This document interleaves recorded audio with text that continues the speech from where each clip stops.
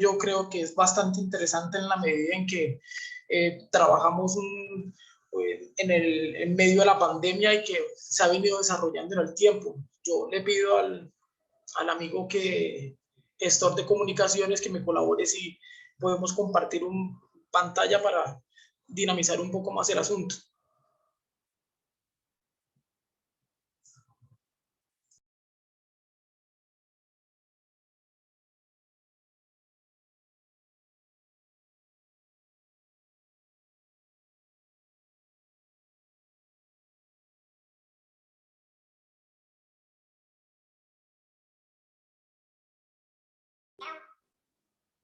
Adelante, abogado, puedes compartir.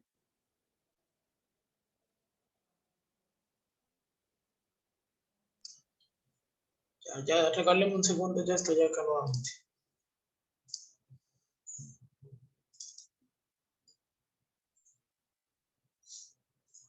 Sí, pues sí me alcanzan a ver la proyección para compartirla. Correcto, se ve bien. Vale. Bueno, un saludo muy cordial para todos nuevamente. Agradezco infinitamente a la universidad por este espacio que me brinda para poder conversar sobre un tema que yo creo que es bastante coyuntural en medio de la crisis por el COVID-19, que yo creo que terminó generando un análisis adicional para el tema de la desconexión laboral.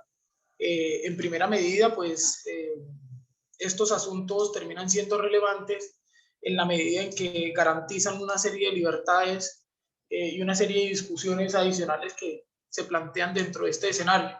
Y en este asunto, pues nos llama la atención la desconexión laboral, pero la desconexión laboral a partir o haciendo un análisis muy teleológico sobre el poder subordinante y unas garantías en concreto que pueden llegar a generar los espacios sobre eso. Y el primer asunto que podemos llegar a plantear es, bueno, y la desconexión laboral, ¿de dónde nace o a partir de qué segmento tiene que entrar a surgir o desde qué momento se genera el debate de por qué la desconexión laboral aparece en Colombia si anteriormente nosotros no teníamos un bagaje sobre el asunto? Entonces, esa primera manifestación se da como a partir de todo el escenario que planteamos sobre el tema. Y yo traje esta diapositiva que de cierta forma me ayuda un poco a garantizar el asunto y es de la siguiente forma. Todos conocemos que el artículo 23 del Código Sustantivo del Trabajo, que fue subrogado puntualmente en este asunto por el artículo primero de la Ley 50 al 90, nos trae los elementos esenciales o los elementos que componen un contrato de trabajo. Y entonces todos sabemos y cuando uno empieza la carrera, lo primero que le dicen a uno es que todo contrato tiene que tener 3 elementos puntuales. Si no lo tiene, pues realmente no se configura un verdadero contrato.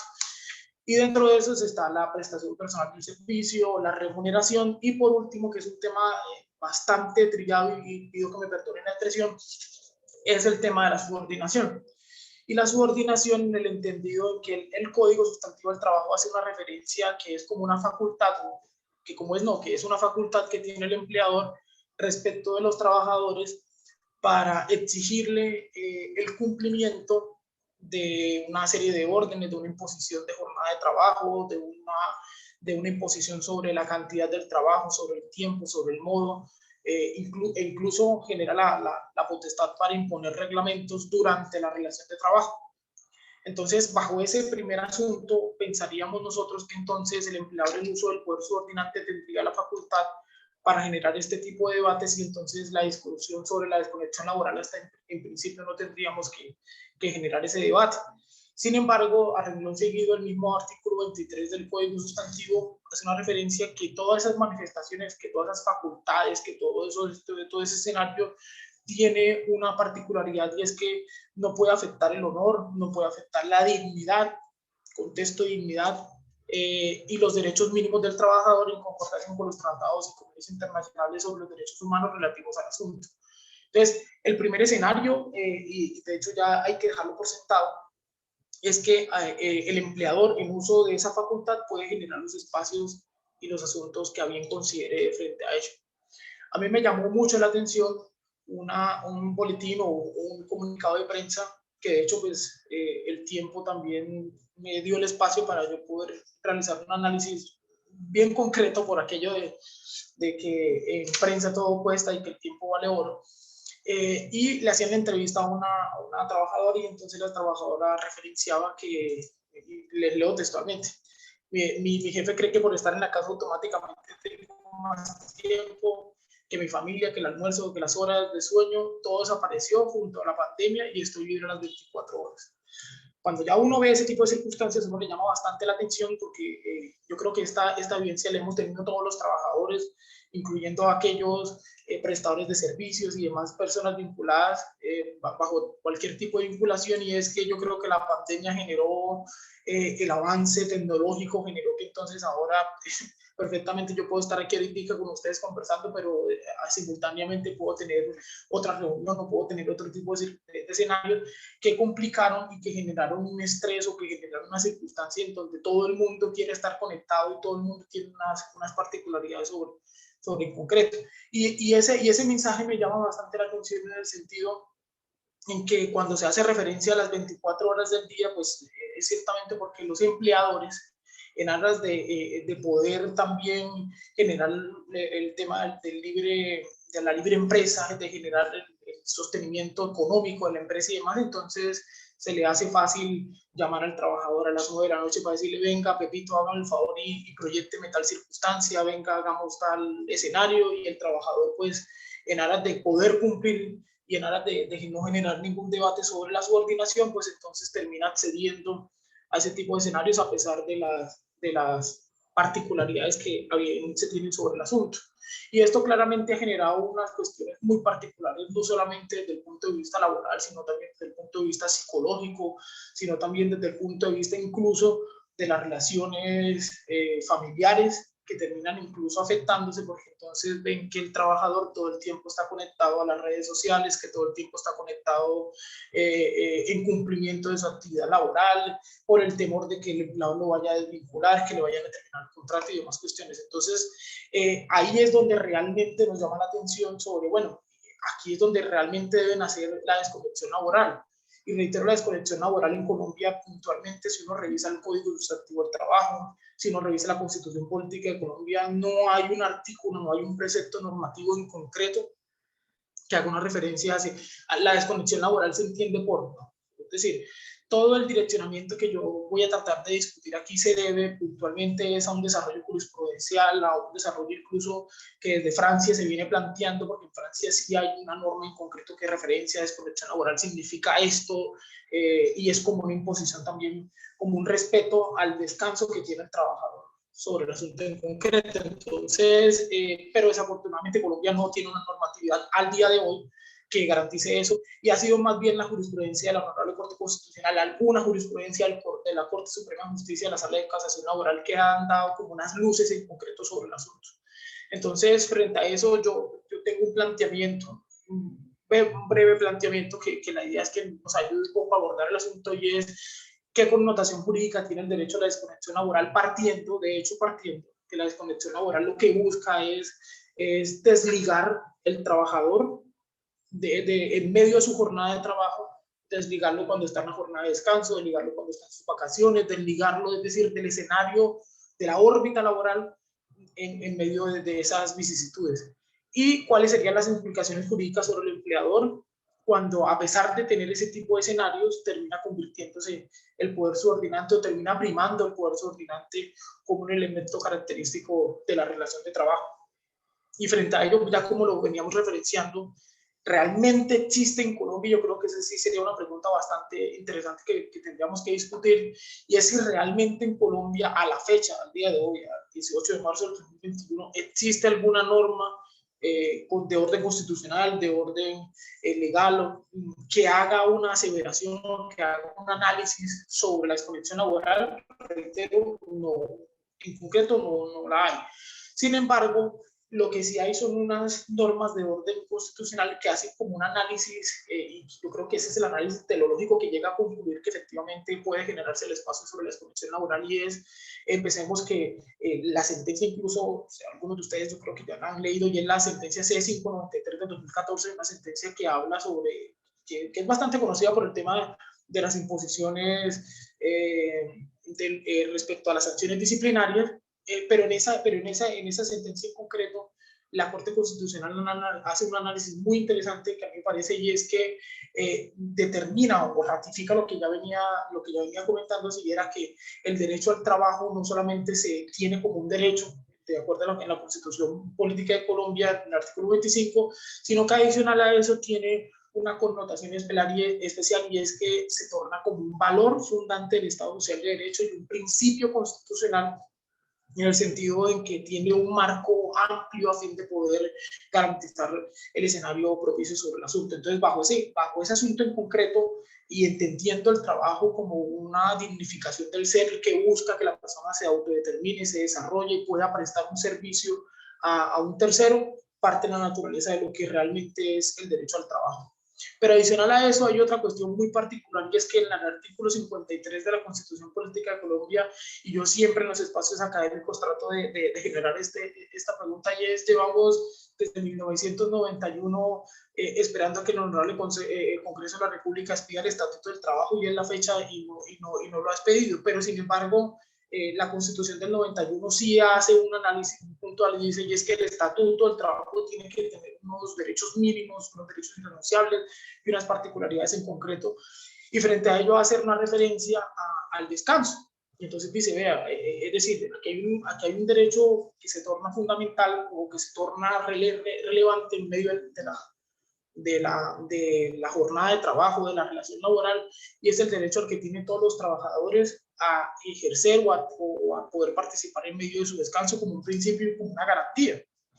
Entendida esta, reitero, como un escenario en donde se supone que el trabajador tiene una jornada en especial, tiene una jornada de trabajo y que por la cual se le paga, pero que adicional a eso tiene derecho a un descanso que en todos los escenarios termina siendo remunerado. Entonces, ese sería como el segundo segmento que nos llevaría a la conclusión de que efectivamente el derecho a la desconexión laboral, si hacemos una unión, podríamos llegar a unificar los criterios. Y el tercero es el artículo 15 de la Constitución Política de Colombia, que nos hace una referencia respecto a la intimidad personal, y frente a ello el artículo termina siendo bastante concreto, porque dice que todas las personas tienen derecho a la intimidad personal y familiar, y que el Estado tiene la obligación de respetarlos y hacerlos respetar. Entonces, bajo esa premisa, termina el asunto en concluirse que efectivamente la desconexión laboral, si tratamos de unir estos tres artículos convencionales, constitucionales, nos termina llevando a la conclusión de que efectivamente la desconexión laboral, a pesar de que en concreto no está, sí genera una particularidad, y es que los trabajadores en Colombia tienen derecho a la intimidad personal para que ni el empleador ni sus compañeros los afecten, ni demás cuestiones, el derecho al descanso y el trabajo como principio, como valor y como derecho. Entonces, bajo esa premisa, entonces generaríamos el siguiente debate, y es, bueno, ya partimos de una premisa, y es que constitucionalmente puede llegar a reconocerse ese asunto, pero entonces, ¿qué significa realmente la desconexión laboral? Yo he tratado de hacer una revisión expresa, algunos tratadistas lo han hecho, otros siguen vacilando en el asunto, y es que terminan concluyendo, y es que desconexión laboral es no desarrollar actividades fuera de la jornada de trabajo. Así textualmente lo encontré. Y el otro, el tema del derecho al descanso. Y frente a eso hay una discusión muy, muy interesante que yo creo que sí termina llamando la atención, y es que en la sentencia C536 del 2019, que de hecho fue una sentencia en donde yo demandé un artículo de la ley que establece el Código Único Disciplinario, y en esa ley la Corte Constitucional termina declarando exequible el artículo en concreto, pero la ratio decidente hace una aseveración que a mí me parece supremamente interesante que la Corte Constitucional termine referenciando, y es que, abro comillas para efectos de proteger la circunstancia, y es que dice: el empleado es libre de un amo al punto de que no puede ser sometido a esclavitud ni servidumbre. Eso, de todas las sentencias, yo creo que lo que más llama la atención es que la Corte termine concluyendo que efectivamente nosotros ya estamos en el siglo XXI, en un siglo en donde se supone que hay unas garantías en concreto, donde se supone que hay unas particularidades sobre el asunto, y que efectivamente el poder subordinante tiene unos límites en concreto, tiene unas particularidades, y es que los excesos en en todos los escenarios terminan convirtiéndose y afectando derechos fundamentales. Bajo esa premisa, pues, reitero, ese tipo de escenarios llegarían a concluir que el empleado, por más de que tenga esa particularidad, no termina convirtiéndose en un esclavo, no termina convirtiéndose en una cosa, y que efectivamente su empleador, pues si bien está pagando, si bien está generando el espacio y el debate sobre la relación de trabajo, no puede llegar a concluir de que entonces venga yo, y perdónenme la expresión, venga yo lo llamo a las 11 de la noche para que usted pueda cumplir con una actividad. Entonces, ahí es donde está el concreto sobre eso. Y pues eso es como sería en principio el tema de la desconexión laboral. Después de todos los debates y en medio de la calentura y en medio de todo el proceso de la pandemia, alcancé a leer, y es que hay un proyecto de ley que está en el Congreso de la República, que lo presentó un representante del Partido Liberal, creo, no recuerdo el nombre, en donde establece la posibilidad de crear el derecho o de crear una particularidad de generar un concepto sobre desconexión laboral. Y este proyecto de ley, que ya de hecho fue aprobado en primer debate, en el artículo segundo y en el artículo tercero, hacen una referencia que yo creo que se quedó corta en el sentido de poder garantizar todos los escenarios sobre eso. Sin embargo, y en aras de poder participar en el debate académico, referencia dicho autor que la desconexión laboral en este asunto en concreto lo gozan todos los trabajadores y los servidores públicos de disfrutar efectiva y plenamente del tiempo del descanso, licencias, permisos, vacaciones, de su vida personal y de su vida familiar. Y en el artículo tercero, que todos los trabajadores y los servidores públicos gozarán de la desconexión laboral una vez finalizada la jornada ordinaria. En el ejercicio del mismo se responderá por naturaleza del cargo, los objetos de la relación y demás cuestiones. En principio uno pensaría que eso recoge los argumentos que, me permito devolverme, los argumentos que ya habíamos planteado, y es que efectivamente todos los trabajadores tienen derecho al descanso, que los trabajadores tienen derecho a su intimidad personal, y que efectivamente el trabajo como principio, como valor, como derecho, termina concluyendo que efectivamente hay una naturaleza muy puntual. Sin embargo, pues yo creo que sí se quedó corto en el sentido de indicar de que, es decir, ratificar lo que ya nosotros veníamos referenciando, o lo que ya la doctrina ha venido referenciando, en el sentido en que si bien es cierto se gozan, pero necesitamos era particularizar o frenar de cierto modo esos asuntos, o en su efecto castigar a los empleadores cuando en el ejercicio de su poder subordinante interfirieran o generaran afectaciones a ese tipo de circunstancias. Y reitero, sigue llamando la atención de que los empleadores no han entendido, y yo creo que no lo han entendido en el sentido de que en aras de poder ellos garantizar su sostenibilidad económica, financiera y demás dentro de la empresa, creen que los trabajadores también tienen la obligación de generar actividades laborales que incluso no son remuneradas como el Código Sustantivo del Trabajo, porque no lo tienen como jornada adicional. Es decir, es más, en algunos escenarios se discute también el tema del teletrabajo, el tema del trabajo en casa, que es bastante cuestionable, porque entonces los trabajadores quedan con la sensación de que trabajan más de lo que normalmente trabajaban cuando estaban en un escritorio en la empresa. Entonces, esa sería como la discusión muy puntual sobre ello. Y pues el proyecto de ley va en primer debate, se aprobó en primer debate, esperemos a ver cuál va a ser el resultado final de si se reconvierte en ley o si por consiguiente se archiva a efectos del poder criterio. Y frente a eso, pues generamos otra duda adicional, y es entonces el empleador basado en el poder disciplinario que ya hemos venido reiterando, basado en el artículo 23 del Código Sustantivo del Trabajo, que lo faculta para imponer jornadas adicionales, para imponer la cantidad, el tiempo, el modo del trabajo, puede llegar a generar ese tipo de espacios. ¿Y qué pasaría si el trabajador se niega al cumplimiento de esas órdenes que imparte el empleador por fuera de su órbita laboral? ¿Hasta dónde llega el poder disciplinario?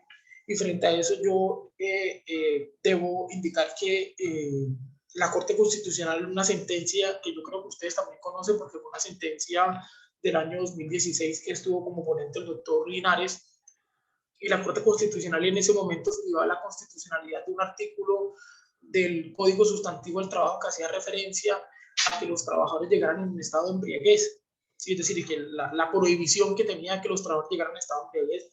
En esa sentencia ustedes recordarán que la Corte Constitucional declaró exequible el artículo en el entendido que se tornaba parte del proceso disciplinario y se tornaba parte de la relación de trabajo cuando la afectación o cuando la injerencia de los productos del alcohol generara un trastorno, una afectación muy puntual al ejercicio del derecho al trabajo o al trabajo como tal. En esa sentencia, que resulta bastante particular, la ratio decidente terminó concluyendo que para que el poder disciplinario del empleador sea legítimo, no solo debe tener una relación directa con el trabajo, sino ser respetuoso de los derechos fundamentales del trabajador. Por lo tanto, no le es posible, por ejemplo, sancionar disciplinarmente las conductas de los trabajadores en su tiempo libre o cuando ello no tenga incidencia directa en el desempeño de su actividad laboral. Es partiendo de esta sentencia, que reitero, es del año 2016, C636 del 2016, la Corte Constitucional desde esa época, yo incluso que creo que desde antes, la Corte sí ha llamado bastante la atención para para poner unos límites muy puntuales al ejercicio de la actividad o del poder subordinante del empleado, en el sentido de indicarle, efectivamente, usted tiene el poder subordinante, usted puede imponer unas cargas, pero ojo, que hay unos límites, y los límites en el asunto en concreto es la dignidad humana del trabajador, los principios mínimos constitucionales, el honor del trabajador, y en este caso puntual es que usted tiene que sancionar al trabajador cuando en el ejercicio de sus actividades incumpla las órdenes que usted imparte. Es decir, a mí no me podrían sancionar en principio porque yo no le conteste a mi empleador a las 9 de la noche para algo en concreto. Esa sería como una particularidad muy esencial y en principio aporta la lectura del asunto, y es que efectivamente las únicas conductas que son sujeto del poder disciplinario o la legitimidad que tiene el empleador para imponer eso es que tengan una relación directa, una relación contractual, una relación propiamente hecha dentro de la relación de trabajo, que podría llegar a generar el asunto sobre eso. Entonces, cualquier circunstancia, cualquier manifestación que se haga por fuera de la esfera privada del trabajador y que comprenda un tiempo adicional o que comprenda un tiempo por fuera de la jornada de trabajo, la Corte, yo creo que en la ratio siguiente de estos determinó que efectivamente no hace parte de la naturaleza sobre el asunto en concreto. Pero adicional a eso, desde el año también, desde el año 2000, la Corte también generó un debate muy puntual sobre los límites y sobre los poderes del empleador para exigir la subordinación en concreto, y es que efectivamente también reitero que la subordinación del trabajador tiene un límite que, reitero, citando nuevamente el artículo 23 del Código Sustantivo del Trabajo, y el límite hace parte de la dignidad del trabajador, los derechos fundamentales, en el sentido en que ese derecho o ese poder que tiene el empleador no es absoluto, en razón a que tiene que estar regido o tiene que estar al pendiente de no generar una vulneración a los tratados, a la Constitución, a los derechos y demás convenciones internacionales que trabajan sobre el asunto en concreto.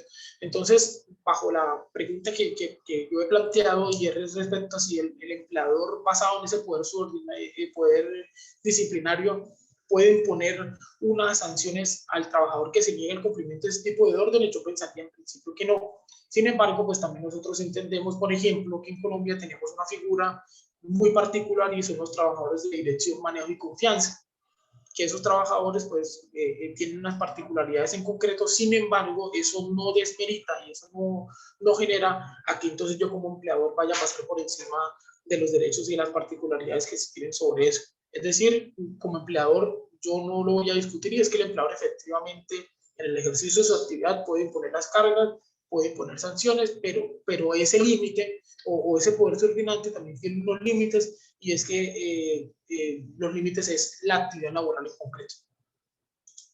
Para ya ir cerrando, como ya lo he venido planteando, y es que si bien el derecho a la desconexión laboral no está taxativamente descrito en el Código Sustantivo del Trabajo ni en la Constitución, sí hay una destinación en concreto, y es que el derecho al descanso, yo creo que genera la particularidad, de acuerdo a la Constitución Política de Colombia, es que el derecho al descanso nos da la posibilidad para que nosotros abramos el debate jurídico de particularizar el derecho a la desconexión como una protección, como una no interferencia sobre las actividades en concreto del trabajador por fuera de la jornada de trabajo. ¿Sí? De hecho, hay un texto muy interesante del maestro del maestro Naranjo, y es que él, en medio de su texto sobre la desconexión digital, él referenciaba que terminada la jornada y retirado el trabajador del ámbito del puesto de trabajo, esta relación se suspende, no se termina, porque claramente el vínculo, las únicas causales o las que ya conocemos todos para terminar las justas, el trabajo, son las justas causas que están descritas en el reglamento, en la convención, en el código sustantivo del trabajo, que son supremamente válidas. Entonces el maestro Naranjo en ese texto termina diciendo que efectivamente en esos asuntos en concreto, terminada la jornada de trabajo, terminada la relación de trabajo, en este caso lo que operaría sería la suspensión y no la terminación, en el escenario que más allá de eso terminaría prolongándose el asunto en concreto. Y para finalizar hay una particularidad, y es que la ley 1010, que hace referencia al acoso laboral, en el artículo 7º establece las conductas que se constituyen como acoso laboral, y en todos los escenarios hace una referencia en que se presumirá que haya acoso laboral cuando el trabajador logra acreditar la ocurrencia repetida pública de cualquiera de las siguientes conductas, y en el literal J dice exigencia laboral en horarios excesivos respecto a la jornada laboral contratada o legalmente establecida, los cambios ofrecidos de turnos, la exigencia permanente laboral en dominicales y días festivos sin ningún fundamento. Entonces eso nos generaría también a llegar a la conclusión de que la desconexión laboral, si nosotros empezamos a comentarle y empezamos a hacer las particularidades, yo pensaría que efectivamente podría llegar a convertirse en un derecho, o llegaría a convertirse al menos de que en los ámbitos académicos tengamos que hacer las discusiones muy puntuales sobre eso. Y yo creo que tanto el Congreso de la República como las demás cortes sí se han quedado un poco cortas en la definición, y más en estos tiempos de pandemia que nos ha demostrado que efectivamente los trabajadores laboran un poco más del tiempo, que los empleadores en uso del poder subordinante terminan aprovechándose de ese tipo de actuaciones para imponer cargas adicionales, para generar espacios. Los grupos de WhatsApp se han convertido prácticamente en el diario vivir de todos los trabajadores, en el sentido de que desde ahí se dan directrices, en el sentido de que de ahí se emiten orientaciones respecto al cumplimiento de sus actividades, que reitero, la tecnología ha sido muy fundamental en todo este tipo de desarrollo, y también es así que hoy puedo tener la oportunidad de estar desde aquí, desde el departamento de Santander, compartiendo con ustedes, con más de 50 personas, y que eso resulta bastante interesante, pero la cuestión es que la tecnología no puede pasar, perdón, 50 no, 97 participantes, pero la tecnología no puede pasar por encima de los derechos fundamentales de los trabajadores, y es que finalizada la jornada de trabajo, yo creo que hasta ahí, aplicando la teoría del maestro Naranjo, es que hasta ahí terminaría o se suspendería la jornada de trabajo, y yo creo que el tiempo adicional que se genere, el empleador tiene dos opciones: o paga la jornada adicional, paga las horas extras, demás que se garantice, que se ordenan, paga el compensado, paga lo que tenga que generar el espacio, o en su efecto garantizar que el trabajador pueda compartir con su núcleo familiar las actividades personales, que pueda compartir escenarios muy puntuales sobre eso, o que en su efecto pueda generar debates adicionales sobre su vida particular. Entonces, cualquier discusión con mucho gusto la puedo atender, y yo creo que el doctor, mi compañero el compañero, yo creo que va a terminar en una circunstancia muy puntual, y es que él va a terminar conversando sobre las consecuencias que generan la imposición adicional de la jornada, como el estrés laboral, acoso laboral y demás cuestiones, que yo creo que el doctor José Danilo va a estar muy al pendiente de generar esta discusión. Agradezco nuevamente a la Universidad de Cauca por abrirme el espacio, y estoy abierto a cualquier duda, inquietud, duda, sugerencia, queja, cualquier cosa estoy al pendiente. Muchas gracias.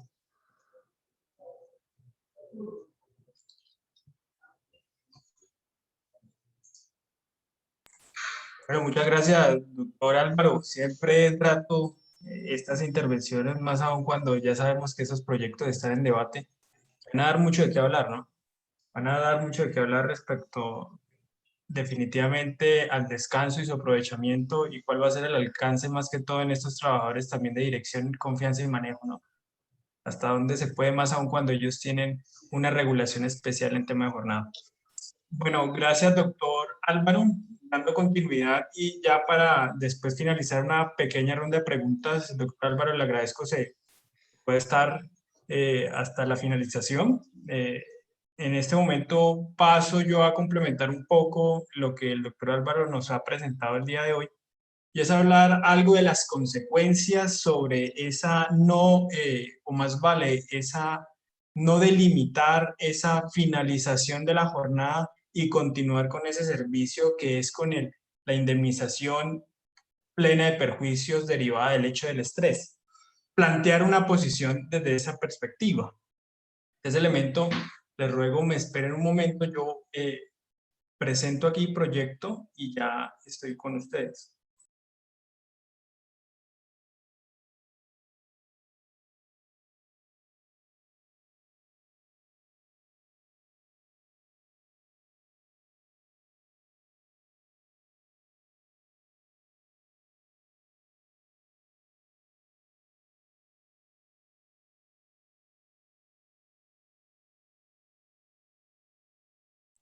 ¿Están con la presentación, con las diapositivas? Sí, señor, sí, señor. Muy bien. Uno de los interrogantes que al final de cuentas nos dice a propósito de la desconexión laboral es hablar de estrés laboral y plantearnos un interrogante, y ¿es posible derivar la indemnización plena de perjuicios a cargo del empleador por el hecho del estrés?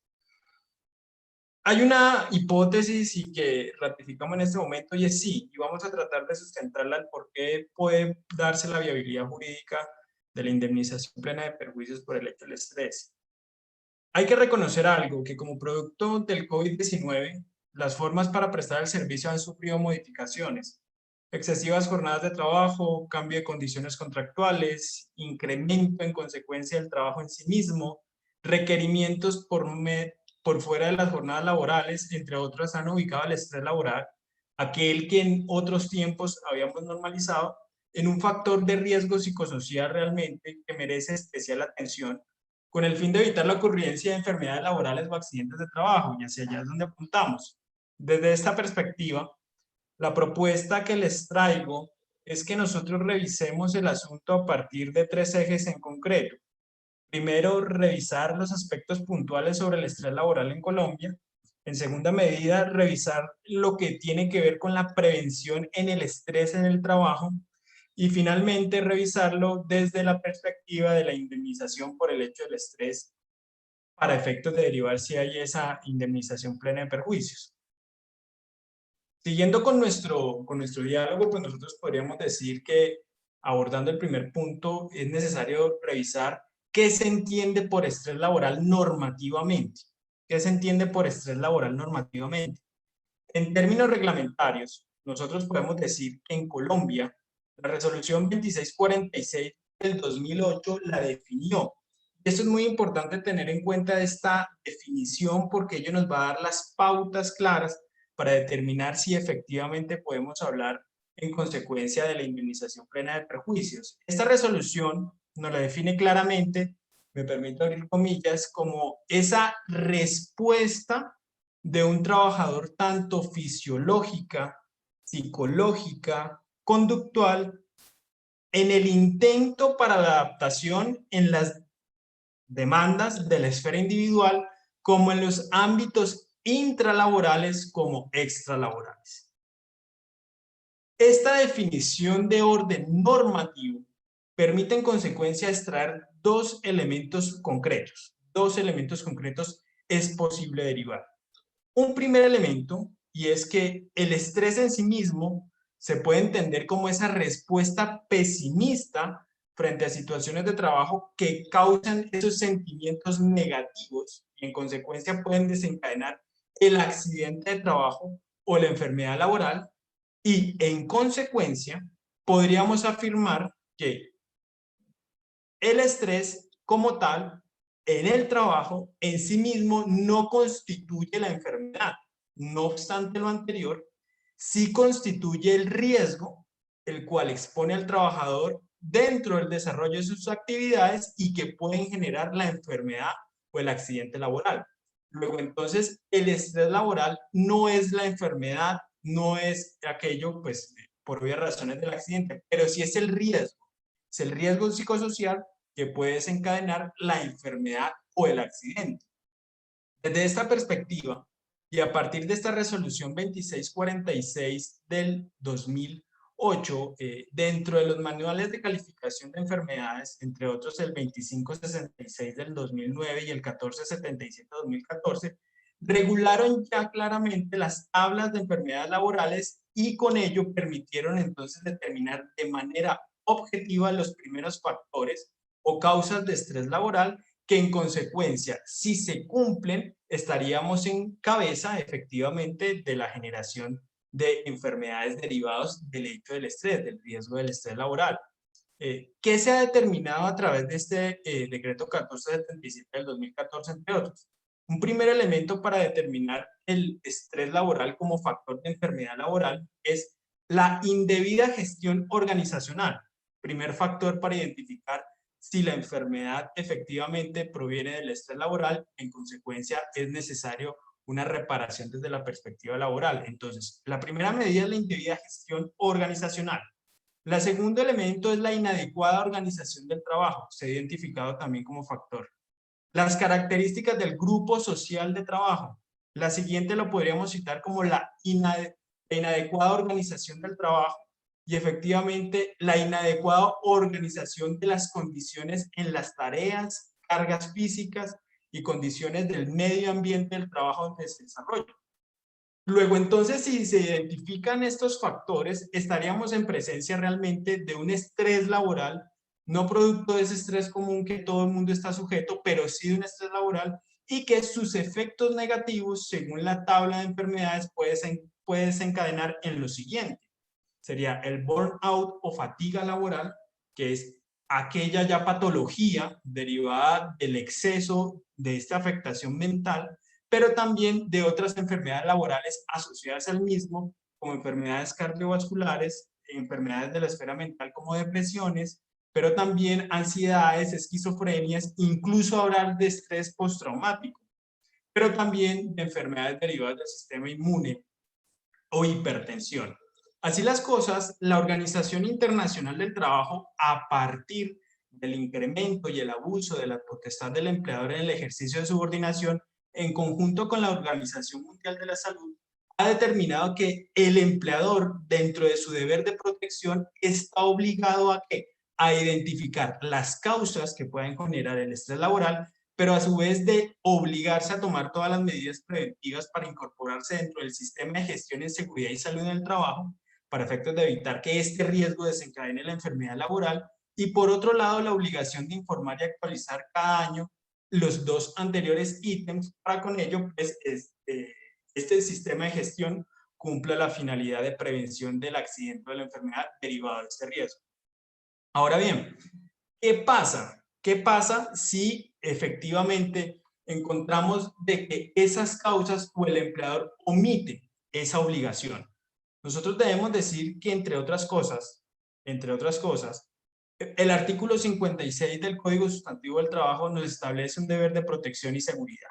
Luego entonces, si el estrés laboral se lo constituye como un riesgo psicosocial que puede generar en una enfermedad de orden laboral, es necesario en consecuencia que el empleador efectivamente dentro del sistema de gestión prevea las causas que lo generan, Luego entonces, si el empleador incumple el artículo 56, ese deber de protección y seguridad, luego entonces lo lógico es que ya entramos en el escenario, en virtud de nuestro precedente honorable Corte Constitucional, de la responsabilidad del empleador por culpa. ¿En qué sentido? Si efectivamente esa omisión del empleador en prevenir las causas de este riesgo psicosocial se materializan y causan un daño, es decir, una lesión a los bienes jurídicos, a la vida o a la salud, efectivamente ese daño debe ser resarcido. ¿Cuál va a ser el nexo de causalidad entonces? El daño con el incumplimiento de ese empleador.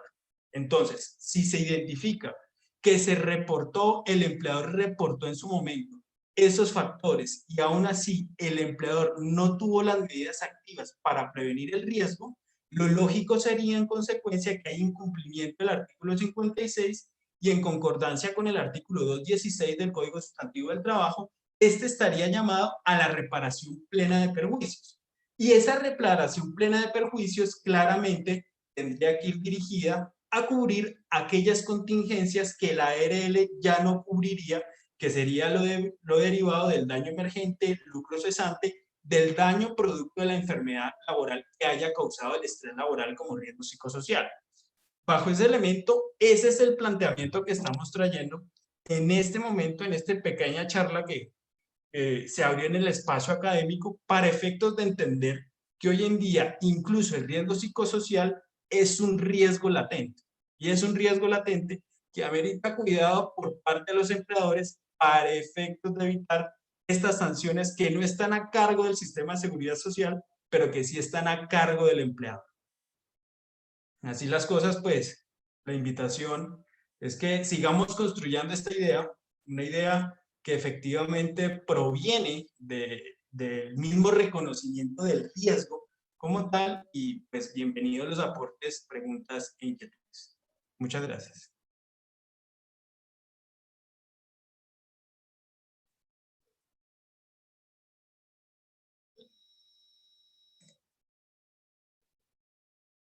En este momento, si es del interés de alguno de los intervinientes, les pido por favor que de manera ordenada, yo no sé si el asistente del centro nos pueda colaborar con canalizar preguntas, si alguno de los participantes tiene preguntas al respecto.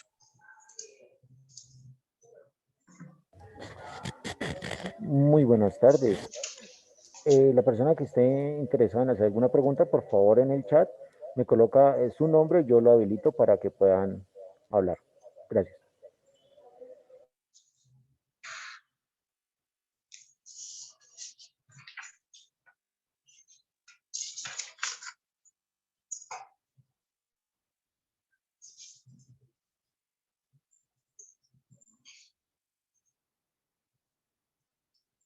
El señor Fernando Tello tiene la palabra. Gracias. Nada, primero que todo, darles el agradecimiento aquí a la dirección del programa, a los profesores, por esas palabras sobre el tema que nos acaban de decir. Y creo que es algo muy importante, particularmente he sufrido como las consecuencias de este estrés laboral que a causa de la pandemia y los que trabajamos y estudiamos al mismo tiempo, pues nos ha costado un esfuerzo mayor. El profesor José, yo le contaba a él hace un tiempo que a mí particularmente sufrí una parálisis facial, consecuencia del estrés laboral que sufría, y pues las palabras que ustedes nos han dicho en este momento, saber que podemos tener como ese respaldo jurídico y normativo, pues nos ayuda también a saber que nos podemos resguardar y proteger sobre estos problemas que estamos viviendo. Agradecerles por estas palabras y nuevamente pues a la dirección del programa, la profesora Lucy, muchas gracias.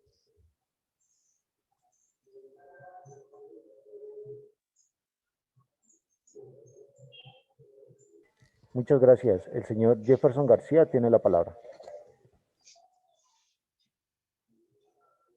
Aquí, muy buenas tardes. ¿Me escuchan? Sí, señor.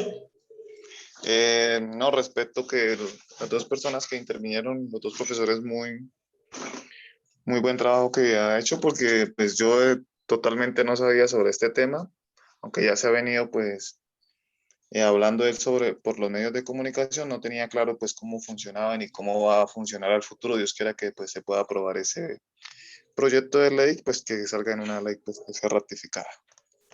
Mi pregunta consiste en lo que habla el profesor José Danilo, ¿Cómo uno verifica si la persona le causó un estrés laboral, teniendo en cuenta sus antecedentes de historia clínica, o porque puede suceder que personas que ya tengan algún tipo de trauma o enfermedad lleguen a esta situación y aleguen esa causal para que pues el empleador tenga que pagar esa indemnización, teniendo en cuenta que eso no es así o que ya tenían un problema mucho más anterior?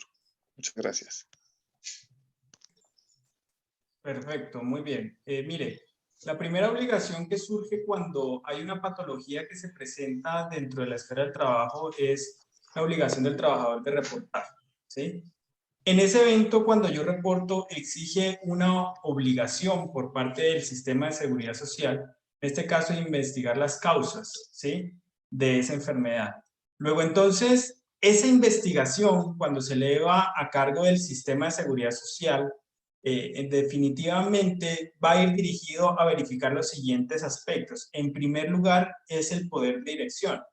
Y efectivamente, cuando hablamos del poder de dirección, el enfoque del sistema será verificar si efectivamente se cumplían con esos límites materiales y temporales del contrato de trabajo. Es decir, ¿cuál va a ser la función de la entidad? En concreto, el sistema de seguridad social es de revisar y verificar las características del trabajo, la repartición de tiempos para ejecutarlo, y asimismo los adecuados usos de los elementos de seguridad y salud en el trabajo. También, ¿qué va a verificar para efectos de definir si ese estrés proviene del trabajo o no? Respetar efectivamente el límite del ejercicio del ius variandi. ¿Bajo qué premisa? Que efectivamente el objeto del contrato no puede ser modificado en su parte esencial, y en todo aquello que sea accesorio, como la jornada o la ubicación geográfica del mismo, sea en atención a necesidades empresariales y no afecte esa dignidad del trabajador al momento que conlleve efectivamente alterar su relación familiar. Ese es otro elemento que se debe fijar a cargo del sistema para verificar si ese estrés es común o es de origen laboral. Efectivamente, lo que se debe verificar en esos momentos es verificar si efectivamente se han entregado oportunamente todos los materiales para la ejecución de la labor contratada. Aquí estamos hablando de que si ha habido capacitación en el uso de los medios y que ello no genere un riesgo para la vida o la salud. También si se han llevado capacitaciones adecuadas al trabajador para el ejercicio de la actividad. Y entonces no solo se debe entregar en buen uso esas herramientas, sino que además se debe capacitar en el uso de la herramienta. También nosotros tendríamos que decir que hay otro factor para verificar si ello es laboral o no, si efectivamente el trabajador está sometido al pago oportuno de salario y prestaciones sociales, sí o no, si el trabajador está afiliado al sistema de seguridad social, que en este caso pues sería el caso de que sí, porque si la entidad está revisándolo, así lo es, ¿sí? Asimismo, garantizar o verificar si hay una igualdad de condiciones en los términos del trato y de la ocupación en el empleo, como así lo ha reconocido el convenio 111.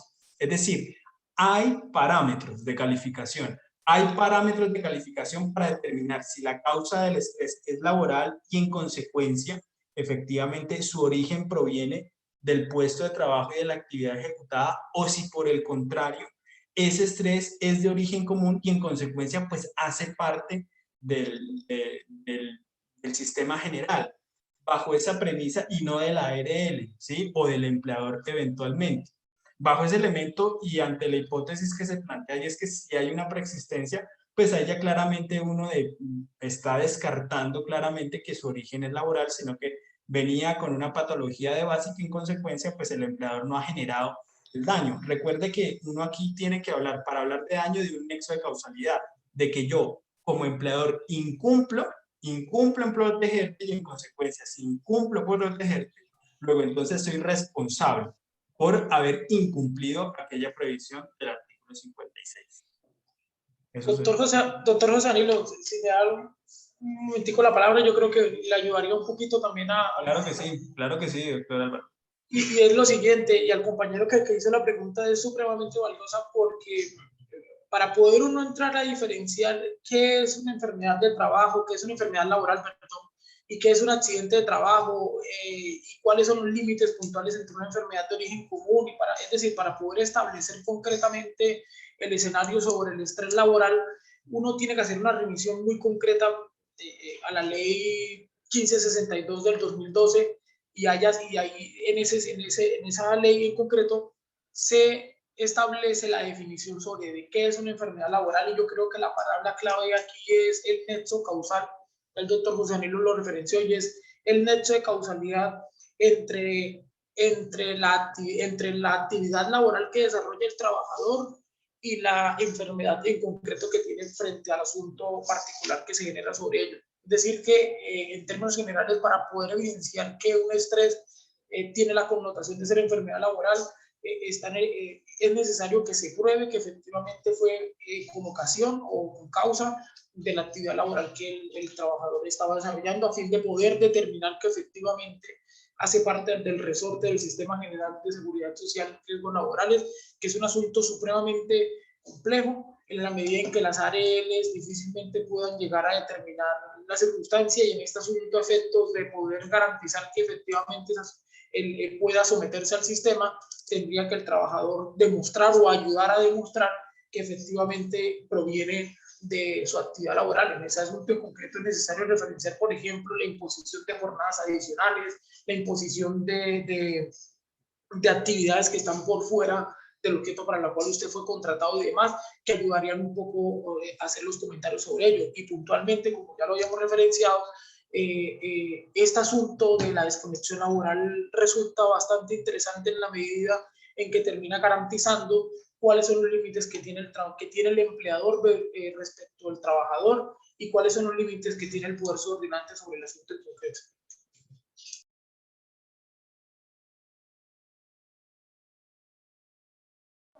Bueno, muchísimas gracias. Tiene la palabra el señor Juan Pablo Cadena. Muy buenas tardes para todos los participantes. De antemano me excuso si escuchan algún ruido, lo que pasa es que estoy en una parte donde está muy cerca el tránsito. Un agradecimiento especial para el doctor Álvaro Javier Torrado, para el doctor José Danilo Cabrera. Muy pertinente el tema, debido a lo que estamos viviendo en este momento en el tema laboral y contractual. Me preocupa una cosa, totalmente de acuerdo con los postulados del doctor Javier Torrado en cuanto al descanso, en cuanto al derecho al trabajo, y también en lo que nos comenta sobre el estrés el doctor José Danilo Cabrera. Pero me nace una inquietud.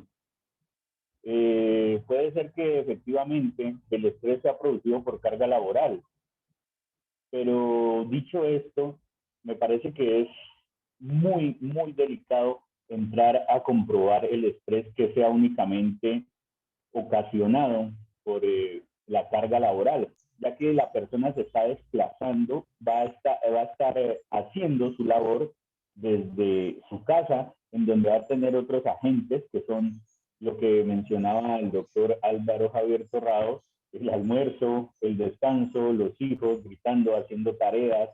Entonces, eso me genera duda. Lograr demostrar que el estrés es solo por carga laboral y no por el entorno al que se ve obligado el empleado a estar, que es su esposa, sus hijos y otros quehaceres de la casa, que en realidad debe haber una mixtura, porque es que está ahí, y yo no le puedo decir al hijo que está llorando al lado de que estoy al lado del computador, no, es que estoy trabajando. Entonces me genera esa inquietud. Es muy complicado ya entrar a demostrar que el estrés es netamente por temas laborales y no por esta mixtura del rol de la casa y el rol laboral. Gracias.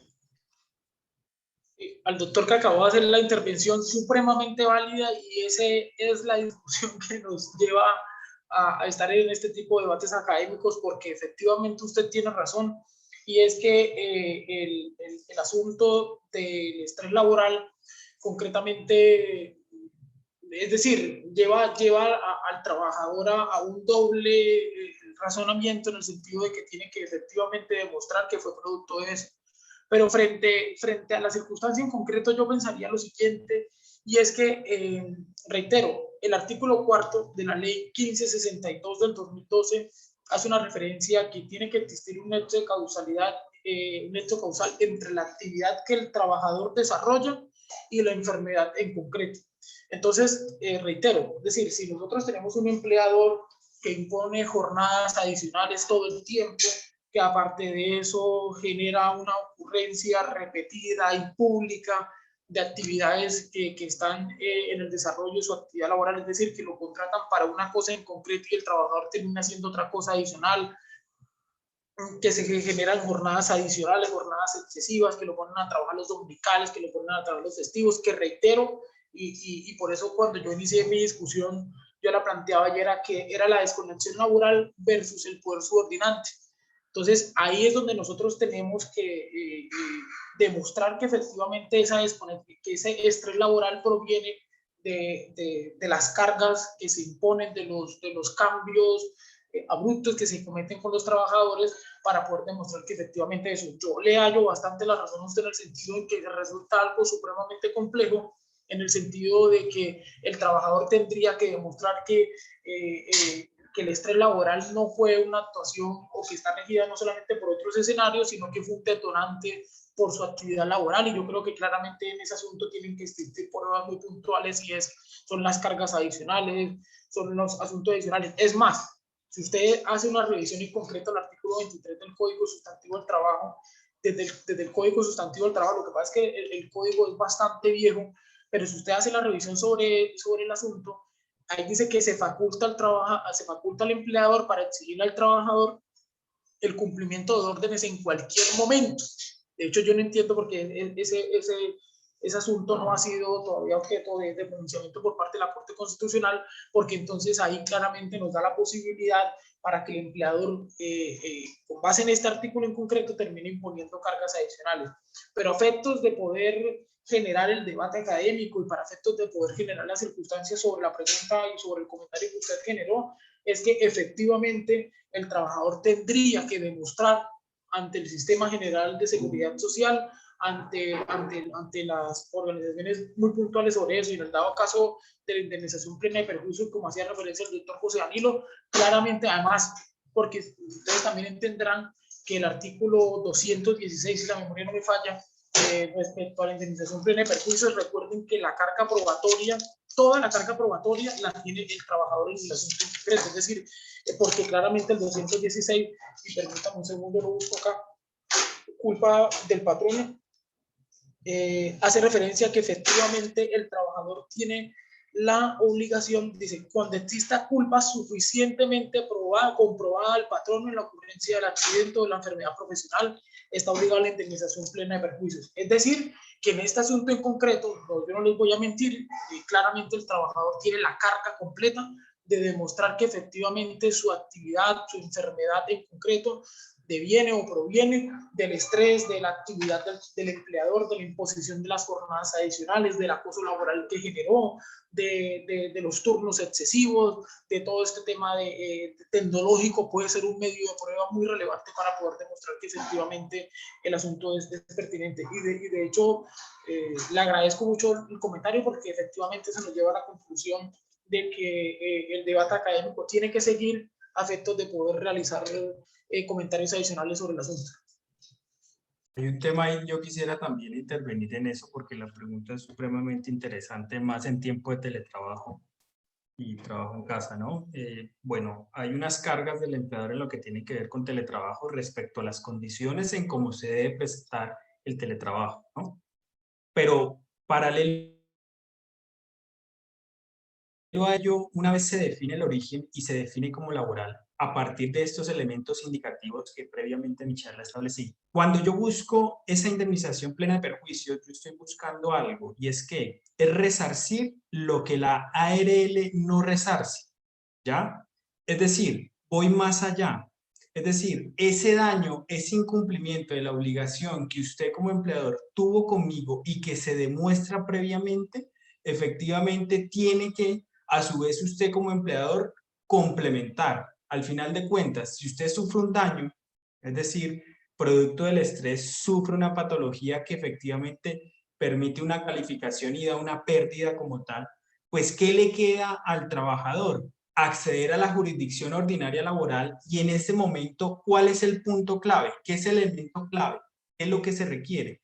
Se requiere efectivamente que el trabajador demuestre cuál es el hecho constitutivo, ¿sí? ¿Cuál es el hecho constitutivo como tal? Y además demostrar cuál fue la violación a la obligación de protección y seguridad. Si yo tengo esos dos elementos y los conjugo dentro de efectivamente el proceso ordinario laboral, ¿qué queda más? Que se invierta la carga de la prueba en el escenario judicial y sea ya en el escenario judicial que el empleador demuestre que no incumplió en consecuencia la obligación. Pero claro, en un inicio me queda a mí efectivamente demostrar que cuál fue el hecho, en este caso, qué es lo que causó a través de todos estos indicios. Eso sí me corresponde como trabajador demostrar. Entonces, si usted me dice que estaba, si es producto del teletrabajo, pues demostrar las condiciones que en esa jornada de ese trabajo, en virtud del teletrabajo, se ocasionaron, acreditarlas, correos electrónicos. Aquí hay libertad probatoria. El artículo 61 del Código Procesal del Trabajo nos habla que el juez tiene libertad probatoria para efectos de verificar y no hay una tarifa legal como tal. Y en ese sentido, pues ante esa libertad probatoria, pues si yo demuestro el hecho y demuestro la obligación que usted como empleador ha incumplido, lo que queda en el escenario judicial es que se invierte la carga de la prueba en los términos del artículo 167 del Código General del Proceso, al cual nosotros hacemos remisión en virtud del artículo 145 del Código Procesal del Trabajo y en consecuencia será el empleador quien deberá demostrar, invirtiéndose esa carga de la prueba, que sí cumplió con la obligación de prevención y de protección. Pero ese es el diálogo jurídico que se empieza a gestar al momento de yo buscar esa indemnización plena de perjuicios, que reitero, es una indemnización que va más allá de lo que reconoce la ARL como sistema del sistema de seguridad social. Muchísimas gracias. En el chat hay una pregunta del señor Alonso Botia. Dice, buenas tardes. ¿Qué pasaría si un trabajador no cumple con la entrega de un documento derivado de su carga laboral dentro del plazo establecido por su jefe o jefes? Yo creo que será sujeto de un proceso disciplinario por el incumplimiento, o bueno, no, puede ser las dos opciones, un proceso disciplinario por el incumplimiento de las obligaciones establecidas en el reglamento, en el código sustantivo o en la convención, o en su defecto llegar a la conclusión de si a bien lo considera y si existen evidencias suficientes de llegar a la terminación del contrato de trabajo. Pero reitero, ojo, porque en el escenario, aquí es donde nuevamente reiteramos sobre la discusión de la desconexión laboral. Es decir, ese tipo de imposiciones adicionales que se ejerzan, yo creo que se tendrían que cumplir dentro de la órbita y dentro del escenario, dentro de la jornada de trabajo.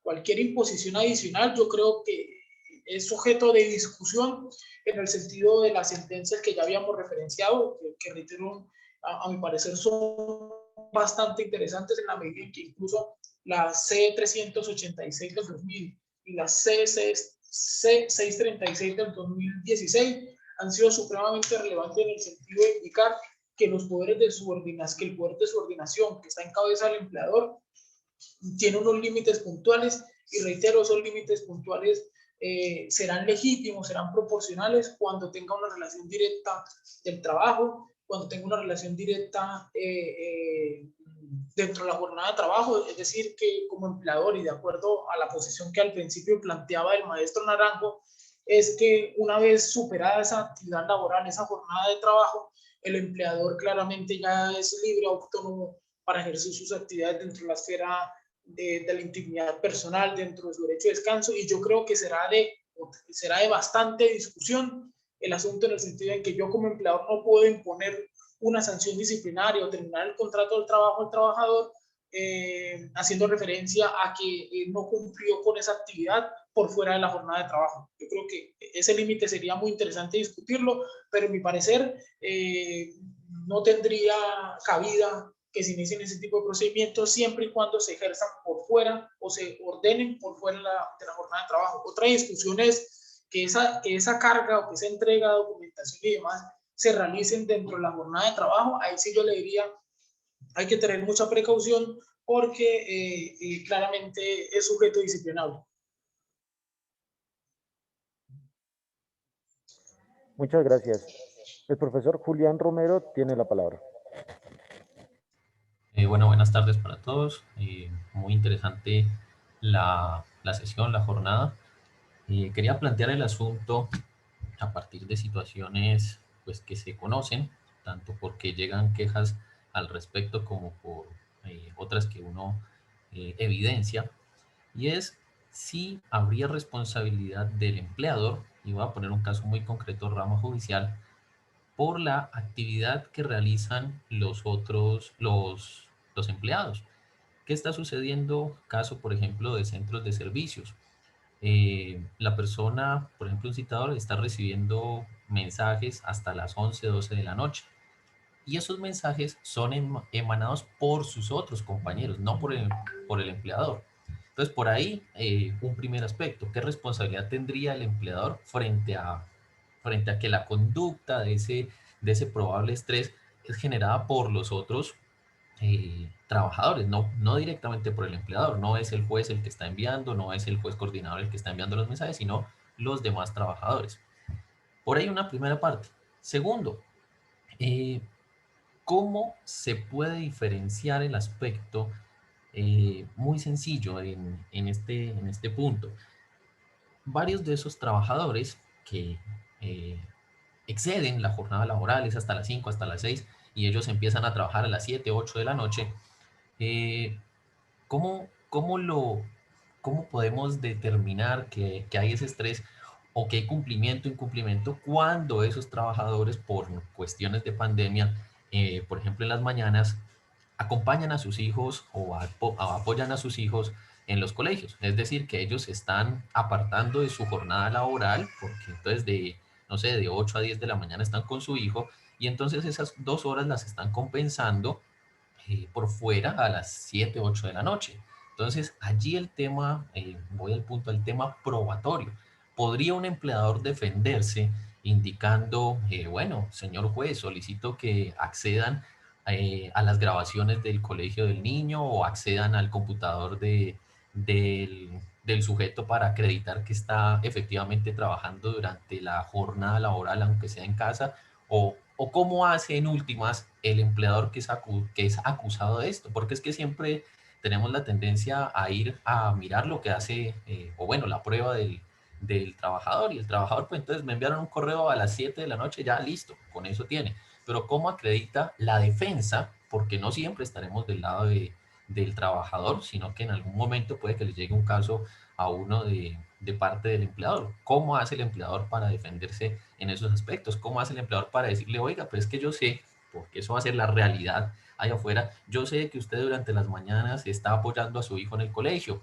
Y ahora sí, la realidad procesal, la realidad probada. ¿Cómo hace ese tipo de pruebas? Porque tendríamos que tener en cuenta que allí estaría probablemente afectando derecho a la intimidad de menores, porque es su cuenta con la que accede al colegio, con su correo electrónico, pero seguramente en la grabación de la cámara y eso se podrá advertir que está el trabajador. O cómo hace para solicitarle, oiga, yo necesito que me deje acceder con una prueba al computador que usted tiene en su casa, señor trabajador, para mirar si efectivamente de 8 a 12 y de 2 a 6 usted está trabajando o está haciendo otra cosa, porque es una de las situaciones complejas. En las empresas se restringe el acceso a Facebook, se restringe el acceso a YouTube.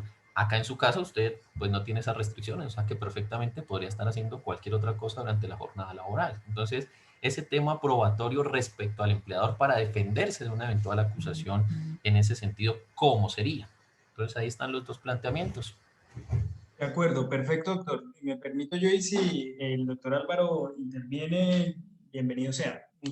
Doctor, esa pregunta es muy interesante porque al final de cuentas lo que nosotros hemos dicho es que efectivamente para que efectos que haya indemnización plena de perjuicios debe haber nexo entre el daño y el hecho.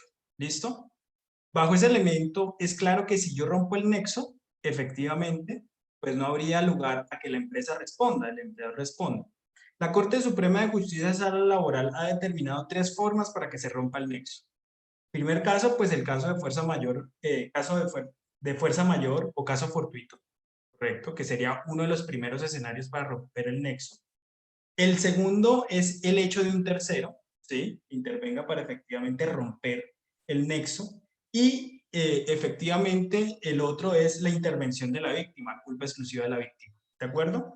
En este caso, lo que se requiere para efectos de demostrar en ese evento de que la empresa sea acusada de ese estrés laboral cuando bien no lo fue, pues lo que tiene o lo que corresponde demostrar es que en ningún momento tuvo el empleador intervención en ese abuso o en ese exceso. Es decir, no hubo potestad subordinante a que el trabajador quiso y que se demuestra que efectivamente es un trabajador irresponsable, es un trabajador incumplido, es un trabajador que no entrega tiempo. Lo que debe demostrar aquí es que no hay intervención directa del empleador en la causación de esa enfermedad o en el abuso. Recuerde usted que hace un momento se establecieron unos indicios. En ellos se hablaba del poder de dirección. Y entonces, si usted demuestra que claramente, si usted estableció que la jornada laboral era de 8 a 12, de 2 a 6, y que en todo caso hay unos parámetros mínimos de entrega, con base a ese condicionamiento, ahí nos ligamos directamente a las condiciones que en normalidad el empleador se sujeta, pues efectivamente si yo demuestro que no he intervenido directamente en la causación del mismo, estaría dentro de uno de los eximentes de responsabilidad con el fin de entonces buscar esa exoneración. Pero entonces en este caso demuestro yo que no tuve injerencia en lo absoluto para efectos de la causación de la enfermedad que se tradujo en el daño. Eso sería por un lado.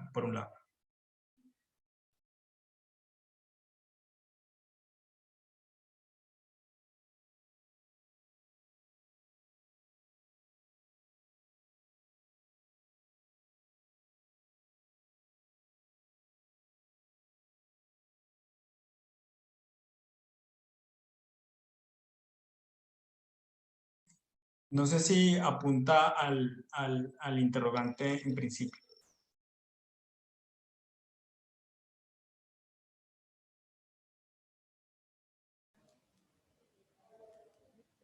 Bueno, pues parece que ya no hay más preguntas en el chat.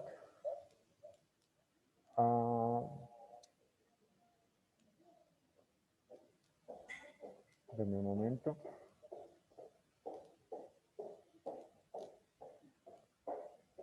Profe Álvaro, deme un momento, lo busco aquí.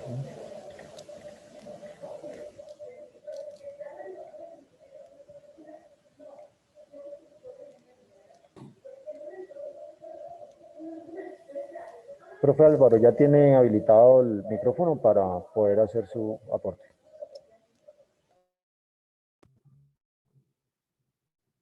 Hola, sí, qué pena, es que me salí y entré por otro lado. Pues mire, para responder la pregunta del anterior colega de la intervención, que reitero, son supremamente válidas, hay que tener en cuenta algo, y es que la defensa en este escenario tiene que ir incluso conforme a lo expuesto en el artículo 216 del Código Sustantivo del Trabajo. Ese artículo nos lleva también a la conclusión, y yo creo que la jurisprudencia de la Honorable Sala Laboral de la Corte Suprema de Justicia ha sido consecuente en el sentido de indicar que para que se pueda ordenar la indemnización plena de perjuicios conforme a la culpa patronal del 216, la carga probatoria en ese tipo de asuntos está en cabeza del trabajador. Y ahí sí yo trato de complementar un poco la intervención del doctor José Danilo, en el sentido de indicar que efectivamente el trabajador es el que tiene la carga probatoria para ello, y el empleador, pues cuando se hagan las manifestaciones, tendrá que indicar o tendrá que esperar a que quede suficientemente comprobada la orientación respecto al incumplimiento de las actividades, y por consiguiente la reparación, o para que pueda generar una defensa en concreto sobre ello. Pero adicional a eso hay otro punto muy puntual, y es que ustedes entenderán también que hay un artículo en el Código Civil, que es el 2349, que hace referencia a que los empleadores responderán del daño causado por sus trabajadores. ¿sí? Entonces, en ese escenario, cuando el doctor al principio hacía la intervención referenciando que sus mismos compañeros eran los que enviaban los correos, que sus mismos compañeros, pues yo creo que en ese tipo de escenarios es donde efectivamente el poder subordinante debería tener una intervención a fin de generar unos espacios, unos debates distintos, a decir, venga, llamar la atención del resto de trabajadores, decir, venga, la jornada y la imposición de trabajo es de tal hora a tal hora, para así evitar este tipo de circunstancias. Entonces, resulta bastante interesante en el sentido de poder indicar que incluso el empleador, bajo esa premisa del artículo 2349 del Código Civil, que el empleador también tendría que responder por la negligencia o por la actividad de sus propios trabajadores. Ello, reitero, en ese escenario, cuando el trabajador demanda, pues yo creo que el empleador tendría que darle bastante crédito al 216 en el sentido en que la carga probatoria está en cabeza del trabajador para poder demostrar que efectivamente existió una culpa patronal para la indemnización plena de perjuicios. Bueno, y aquí hay un elemento también que a propósito de esa intervención salta a la vista y es que, claro, yo como empleador respondo también a propósito de lo que dice el doctor Torrado, cuando en ese deber de protección tolero conducta, ¿no? Ese es un talón de Aquiles también para el empleador, ¿no?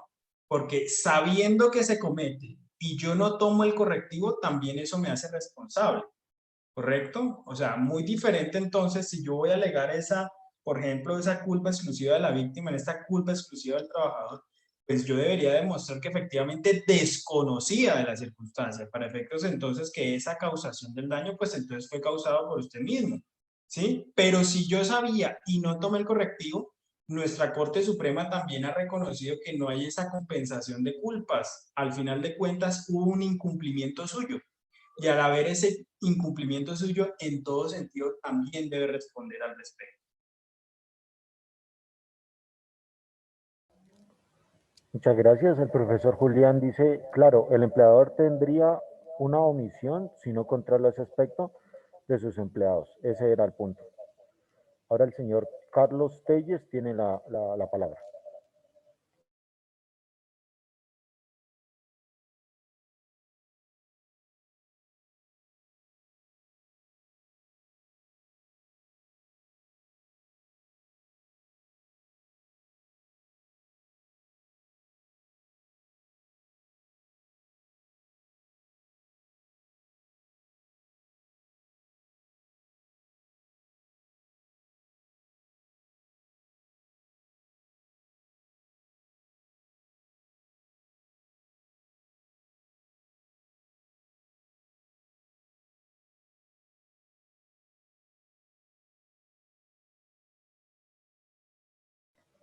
No me parece que no pueda acceder al audio.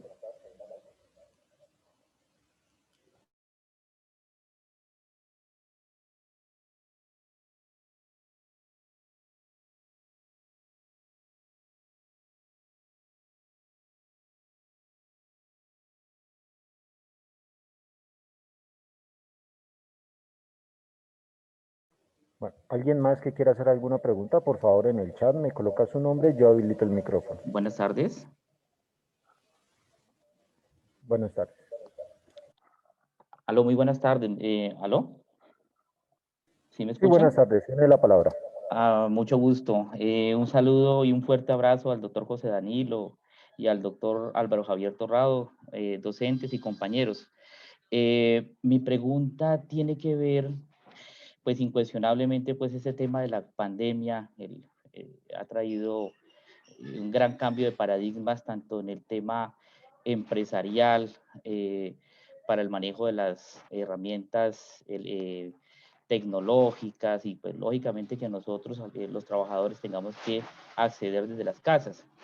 Las empresas en particular siempre manejan el tema relacionado con, digamos, la productividad, los resultados por parte de los trabajadores, y pues realmente eso tiene una medición. No es lo mismo la persona que en un momento determinado ya estaba acostumbrado a trabajar en teletrabajo, a una persona que de un momento a otro pues su situación le cambió, que está acostumbrado a llegar a su sitio de trabajo, se concentra y bueno, Cuando llega a su casa cambia por completo, deja su tema laboral y se encarga pues a sus quehaceres hogareños. En ese orden de ideas frente a las empresas y para efectos de la medición de esos rendimientos o baja productividad de sus trabajadores, ¿cómo lo están manejando con el fin de determinar y ver la posibilidad? Porque finalmente si un trabajador no soporta pues esta carga de, digamos, de estar al mismo tiempo en su trabajo y en su hogar, puede llevar pues a una disminución, inclusive lo que venimos tratando aquí, el tema relacionado con alguna patología de estrés que lo lleve definitivamente a que no pueda continuar con sus labores o seguir trabajando desde su casa. Y pues si ya algunas empresas han dado por cerrado sus empresas, sus oficinas de manera física y ya no hay dónde reubicarlos, pues desde la pregunta en concreto sería desde el punto de vista del manejo del empleador para efectos de acabar con esa relación laboral, ¿cuál sería la manera adecuada? Gracias.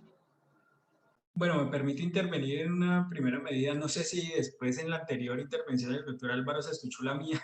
A veces precisamente el tema de estar en una pantalla, a veces uno pasa por alto encender el micrófono, ¿no? No sé si otros colegas docentes les pasa, pero a mí me pasa, lo debo confesar. Bueno, hay un tema aquí interesante, ¿no? Si, por ejemplo, hay la enfermedad, o sea, producto del estrés laboral, y efectivamente se da, bueno, la Corte, entre altas cortes, Corte Constitucional y Corte Suprema, hay una discusión sobre quién se debe proteger, pero bueno, más allá, en la inmediatez, lo que nos interesa a nosotros, al colega que preguntó, es que no debe existir nexo de causalidad entre el despido y la situación de enfermedad.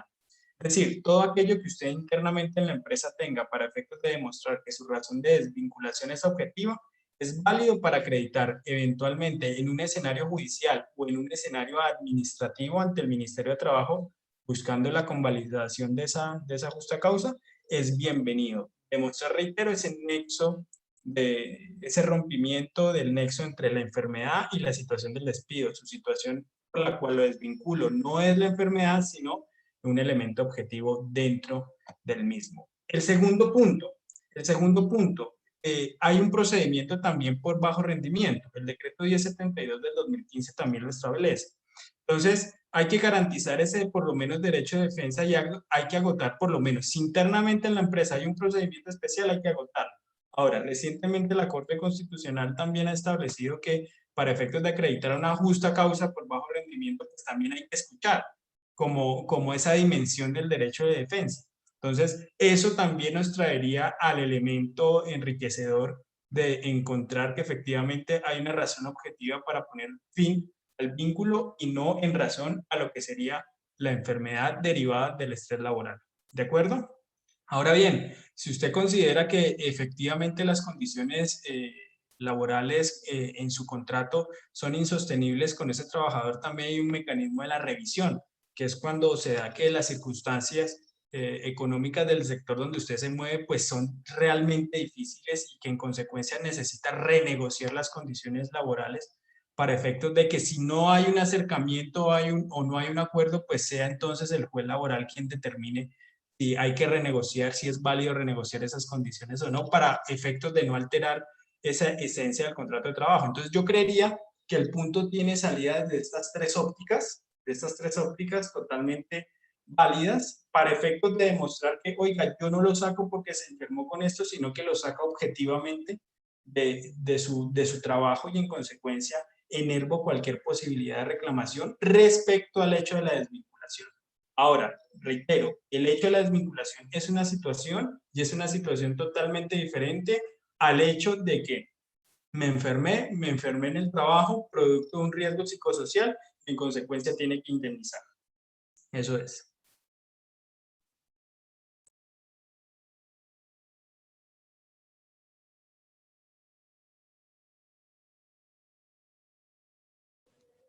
Bueno, muchísimas gracias a todos por su participación.